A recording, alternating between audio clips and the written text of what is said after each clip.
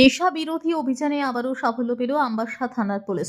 গত এক সপ্তাহে তিনটি সাফল্য উঠে আসে আমবাসা থানার পুলিশের হাতে। শনিবার আমবাসা বেদবাগান স্থিত নাকা পয়েন্টে গোপন খবরের ভিত্তিতে আমবাসা থানার সেকেন্ড ওসি জয় থাপা সহ পুলিশ অভিযান চালিয়ে একটি মালবাহী গাড়ি থেকে শুকনো গাঁজা উদ্ধার করে। গাড়িটি নাকা পয়েন্টে আসতেই পুলিশ গাড়িটিতে তল্লাশি চালায়। তল্লাশির সময় সেই সুযোগ পেয়ে গাড়ির চালক পালিয়ে যায়।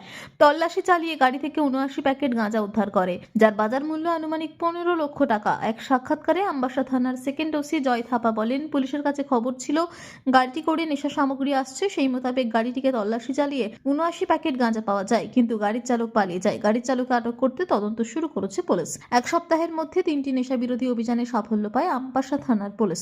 পুলিশের এই সাফল্যে খুশি আমবাসাবাসী। আমবাসা পিএস এর আন্ডারে বেদবাগান নাগাতে একটা গাড়ি আমাদের কাছে ইনফরমেশন ছিল যে একটা গাড়িতে শুকনো গাঁজা ওরা লুকিয়ে নিয়ে আসছে।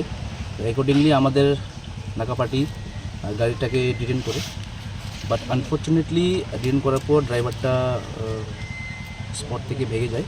বাট গাড়িটা ডিটেন করে আমরা 79 প্যাকেট শুকনো গাঁজা পেয়েছি, যার মার্কেট ভ্যালু অ্যাপ্রক্সিমেট 15 lakhs। গাড়ির নাম্বারটা হচ্ছে TR01AP1631। গাড়িটা আসছিল আগরতলা থেকে, এটা যাচ্ছিল চোরাইবাড়িতে।